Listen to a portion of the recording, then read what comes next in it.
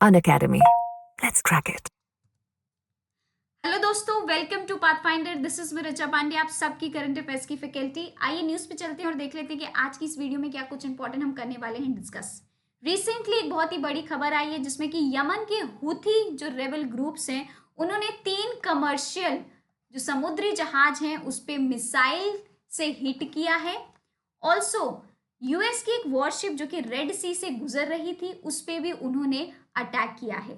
आज की इस वीडियो में दोस्तों मैं ऋचा पांडे डिस्कस करूंगी आप सबके साथ कि आखिरकार ये जो अटैक है हुथी जो रेबल ग्रुप्स हैं यमन के उनके द्वारा क्यों देखने को मिल रहा है, आखिरकार ये क्यों अटैक कर रहे हैं यूएस की वॉरशिप्स पे और उस रूट से जाने वाले हर एक शिप्स से या फिर वॉरशिप्स वगैरह पे वो क्यों अटैक कर रहे हैं, क्या है मेन रीजन, आज की इस वीडियो में हम करेंगे डिस्कस। वीडियो को चलिए करते हैं स्टार्ट। उससे पहले मैं आप सबको बता दूं प्रयागराज में अनअकैडमी आप सबके लिए ऑफलाइन सेंटर ला रहा है जो कि हमारा बैच जो है 25-26 का 15 दिसंबर से स्टार्ट होने वाला है। खुद को एनरोल करवा लीजिए 30 नवंबर से पहले पहले। ऑल्सो अभी भी टाइम है, करवा सकते हैं। अर्ली बर्ड ऑफर आप सबके लिए लेकर के हम आए हैं जिसमें 40% का ऑफ आपके ओवरऑल फीस में मिलेगा फर्स्ट 100 स्टूडेंट्स को ही। ये आप याद रखिए, नंबर दिया हुआ है, इस नंबर पर कॉल करिए, सारे क्वेरीज एड्रेस करवाए। प्रॉपर एड्रेस हमारे सिविल लाइन्स का दिया हुआ है तो आप वहां पे भी जा करके आप अपना क्वेरीज एड्रेस करवा सकते हैं।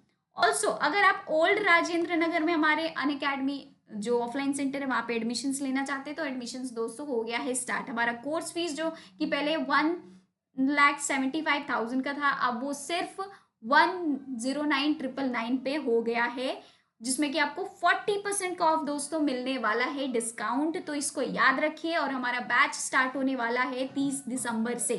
ठीक है, खुद को जल्द से जल्द एनरोल करवा लीजिए दोस्तों, एडमिशन ले लीजिए 15 दिसंबर से पहले पहले सो दैट कि आपको 40% का ऑफ जो है वो आप अवेल कर पाए। चलिए न्यूज़ पे चलते हैं।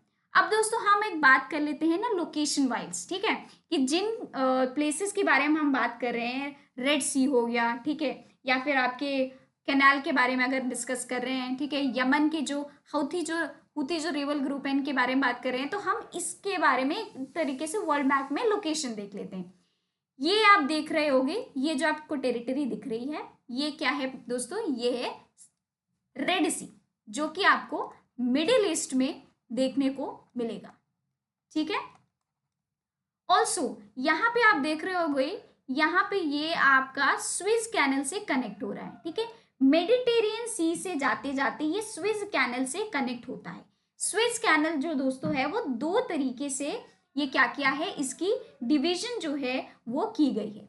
एक तो है आपका गल्फ ऑफ स्विस, ठीक है, जो कि आपको नॉर्थ वेस्ट जो रीजन है उसमें देखने को मिलेगा।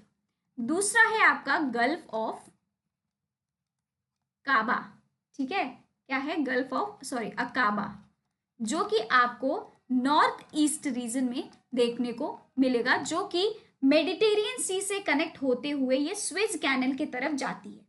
अब अगर हम रेड सी की बात करें तो ये जो आपको जोन दिख रहा है ना, ये काफी हेविली ट्रेवल्ड वाटरवेज है। मेनली इसको दोस्तों ट्रेड पर्पसेस के लिए यूज किया जाता है।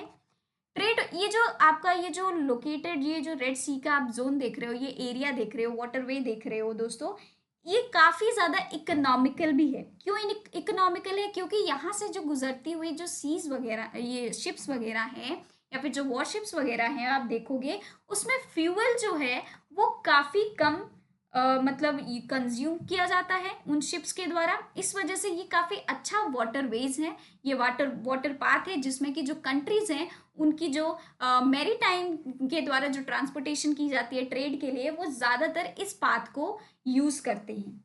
ठीक है, कुछ समय पहले ही क्या हुआ था, एक तरीके का यूएस जो है उसने देखा था कि इस एरिया में काफ़ी ब्लॉकेजेस आ गए थे जिसकी वजह से यूएस काफ़ी टेंशन में आ गया था। क्यों, क्योंकि ऑब्वियसली ये इकोनॉमिकल है, इस वजह से, क्योंकि उसकी वॉरशिप्स जो है वो ट्रैवल करती थी, ट्रेड इसी के थ्रू होता है, ज्यादातर वो इसी वाटर पाथ को यूज करते हैं, that is why they were test. अगर हम बात करें इसकी कंट्रीज, इसके आसपास की कंट्रीज की, तो जो इजिप्ट है आप देख रहे होगे ये लगा हुआ है। सऊदी जो अरेबिया है दोस्तों वो भी रेड सी से लगा हुआ है। सुदान जो है वो भी आपको देखने को मिलेगा और रेड सी से लगा हुआ है। इरित्रा ये भी लगी हुई है। यमन से जो हौथी जो रेबल ग्रुप्स हैं वो भी आप देख रहे होगे लगा हुआ है। जिबूती वो भी यहाँ पे आप देख रहे होगे लगा हुआ कंट्री है। तो ये कुछ कंट्रीज हैं जो कि रेड सी के आसपास मिलेंगे, और यमन के ही हूथी ग्रुप ने या फिर हूथी जो रेबल ग्रुप है उन्होंने यूएस की वॉरशिप जो कि रेड सी से गुजर रही थी उस पर किया है अटैक। तो आइए अब जानते हैं कि आखिरकार क्यों अटैक किया गया है। जो इजराइल और हमास का ये जो वॉर चल रहा है, ठीक है, इजराइल और हमास का ये जो वॉर चल रहा है आपको देखने को मिलेगा, इसके ही वजह से एक ये कारण है जिसकी ही वजह से ये जो हूथी रेबल ग्रुप्स हैं उन्होंने क्या किया है, यूएस के वॉरशिप पे अटैक की है। अब क्यों अटैक की है, अगर हम बात करें इजराइल के बारे में, ठीक है, तो इजराइल को कौन सपोर्ट करता है, यूएस, है ना। हमास की बात करें तो हमास को कौन सपोर्ट कर रहा है, ये जो हौथी ग्रुप्स हैं दोस्तों, हौथी ये जो रेबल ग्रुप्स हैं यमन के, ये सपोर्ट कर रहे हैं। क्यों, हमास जो है आपको देखने को मिलेगा ये एक इस्लामिक ग्रुप है, ठीक है, इनको हम मान सकते हैं इस्लामिक रेबल ग्रुप है ये। इनको कई कंट्रीज के द्वारा इवन टेररिस्ट ग्रुप जो है वो भी एक तरीके से घोषित कर दिया गया है। वहीं पे हौथी की अगर हम बात करें दोस्तों, तो हौथी भी एक क्या है, इस्लामिक रेबल ग्रुप है, ठीक है, हौथी भी क्या है, इस्लामिक रेबल ग्रुप है। तो एक तरीके से भाईचारा हम बोल सकते हैं, या फिर दोनों इस्लामिक कम्युनिटीज से बिलोंग करते हैं, and that is why Houthi is supporting Hamas. और यूएस क्या कर रहा है, सपोर्ट कर रहा है इजराइल को, है ना। यूएस से काफी सपोर्ट्स असिस्टेंस वगैरह है जो है वो इजराइल से मिलते रहते हैं। कुछ समय पहले दोस्तों क्या किया था, ये जो हौथी जो है आप देख रहे होंगे, ये जो रेबल ग्रुप है इन्होंने एक बोल सकते हैं कि एक स्टेटमेंट दिया था जिसमें कि उन्होंने बोला था कि क्लियर वार्निंग टाइप की दी थी कि इजराइल से के आसपास कोई भी अगर गुजरता हुआ अगर शिप हो गया या फिर कोई भी ऐसी चीज़ है जो कि इजराइल के आसपास से गुजरेगी तो हम उस पर अटैक करेंगे। इवन टर्की से इंडिया की तरफ आ रही थी, रेड सी से होते हुए एक शिप आ रही थी जिसको कि हौथी ने अटैक किया था। तो अब आपको समझ में आ गया होगा कि आखिरकार यूएस की वॉरशिप को क्यों अटैक किया गया है। एक तो रीजन ये हो गया क्योंकि इजराइल को सपोर्ट कर रही है यूएस, दूसरा रीजन ये हो गया कि इन्होंने क्लियर वार्निंग दी थी कि अगर इजराइल के आसपास से कोई भी अगर शिप्स वगैरह जो है वो जाएंगे तो अटैक उन पे होगा, मिसाइल अटैक्स भी होंगे और ड्रोन्स के द्वारा भी एक तरीके से उनको क्या किया जाएगा, हिट किया जाएगा। ठीक है, क्लियर हो गया, आपको समझ में आ गया। तो अभी अभी अगर हम बात करें तो ये जो अटैक है वो देखने को मिला है कि इन्होंने मिसाइल के थ्रू क्या किया है, यूएस की वॉरशिप को अटैक किया है। और लास्ट वीक में ही एक वेसल जो था वो भी जो कि इजराइल के थ्रू लिंक कर रहा था, ठीक है, उसको भी क्या किया गया था, इन गुनमैन की तरह के द्वारा इसको एक तरीके से सीज कर लिया गया था। ठीक है, क्लियर हो गया।